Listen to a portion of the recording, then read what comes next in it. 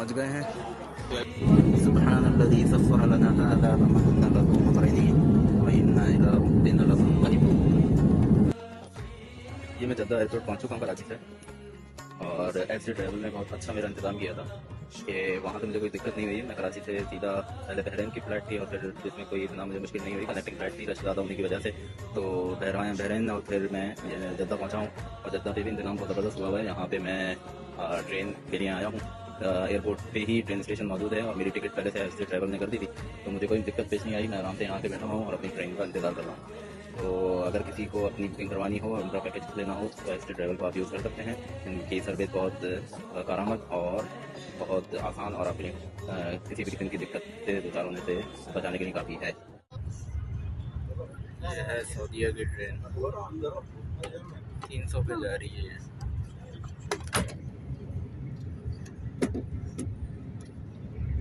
बस इंशाल्लाह आप में से कोई भी जब भी उम्रे पर आए तो आपने जो उम्रे के 4 बेसिक अरकान हैं उसको पूरा करना है।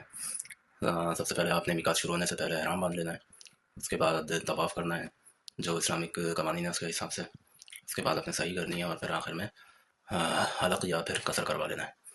हलक़ यानी कि जो हम आसान अल्फाज में गंजा होना कहते हैं, और कसर यानी वो थोड़े थोड़े जो बाल कटवाए जाते हैं, उसके बाद भी उम्रा हो जाता है। लेकिन यह है कि हुज़ूर सल्लल्लाहु अलैहि वसल्लम ने जिसने हलक़ करवाया यानी कि जो गंजा हुआ है उसके लिए 3 दफ़ा दुआ फरमाई है, और जिसने सिर्फ बाल कटवाए उसके लिए 1 दफ़ा दुआ फरमाई है। तो बेहतर यही है कि आप हलक़ करवाएं। बहुत शुक्रिया।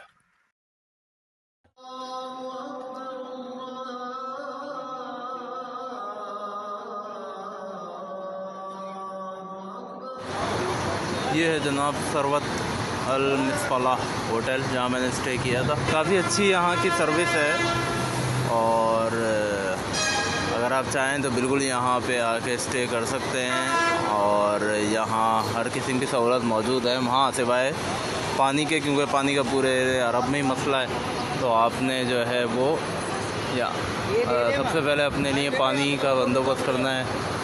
पानी जो है वो आपने खाली बोतलें अगर वहीं से हो सके तो अरेंज करके लानी है, और फिर उन पाक में भर लेना है मक्का जाके जमज़म। ये यहाँ से तकरीबन इस जगह जाके 5 किलोमीटर दूर हरम है। यहाँ इनकी शटल सर्विस भी चलती है, और शटल सर्विस काफ़ी अच्छी है, वो पूरी एयर कंडीशन है, और वो आपको 10 मिनट में तकरीबन हरम के पास उतार देती है। वहाँ से कोई 500-600 मीटर आपको हरम लगता है। तो ये सारी सूरत हाल है। आप अगर चाहें तो इस होटल को बिल्कुल बुक करा सकते हैं। ये बहुत रीज़नेबल प्राइस में 50 से 60 रियाल में पूरा कमरा मिल जाता है, फुली एयर कंडीशन। हाँ, एक जो मैंने सिर्फ ड्रॉबैक देखा है वो ये कि यहाँ पे किचन की फैसिलिटी नहीं है, लेकिन उसको भी पूरा इन्होंने MO फ्लोर के नाम से पूरा कर दिया है, जहाँ पे आपको हर किस्म के पाकिस्तानी खाने मिल जाते हैं। तो आप आएँ यहाँ, इंडिविजुअल आएँ, फैमिली के साथ आए तो ज़रा इकॉनमिकल पड़ेगा, तो आपको पूरा रूम मिल जाता है जिसमें तकरीबन 5 बेड लगे होते हैं।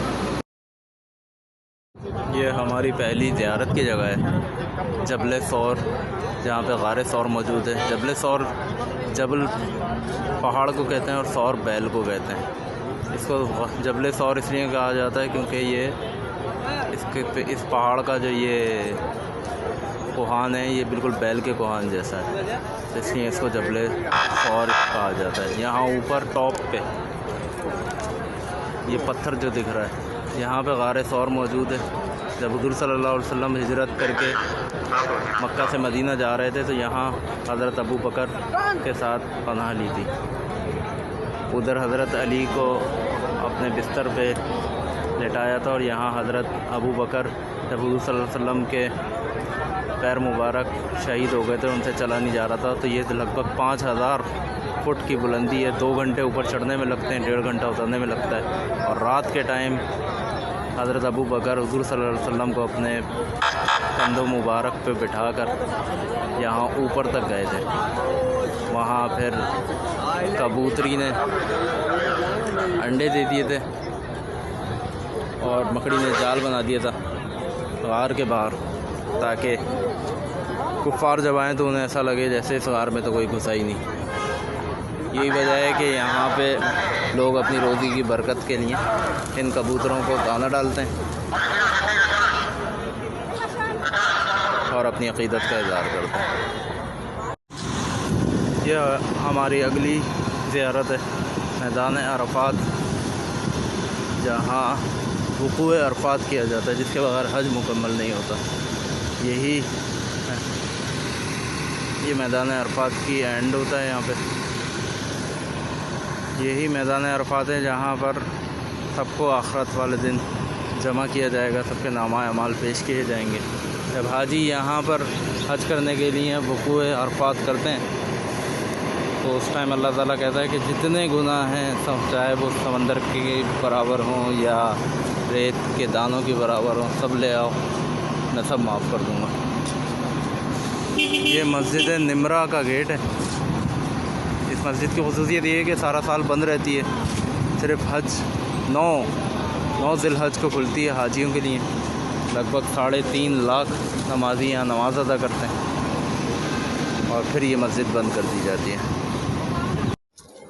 ये मक्का शरीफ की तीसरी बड़ी ज़ियारत है, जबल रहमत यानी रहमत का पहाड़। रहमत का पहाड़ इसको इसलिए कहा जाता है क्योंकि जब हज़रत आदम अलैहिस्सलाम और अम्मा हव्वा को अलग अलग मुकामात पे उतार दिया गया था, हज़रत आदम को श्रीलंका में और हज़रत हव्वा को जद्दा में, तो फिर ये पहाड़ जो है जबल रहमत, इस जगह पे दोनों को का वापस मिलाप हुआ था, तौबा कबूल हुई थी।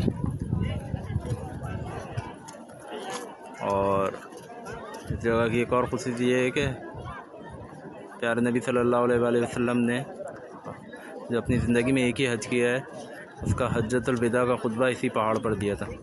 एग्जैक्ट जगह का नहीं मालूम किसी को, लेकिन यहीं किसी पहाड़ पर अपनी ऊँटनी के ऊपर चढ़ के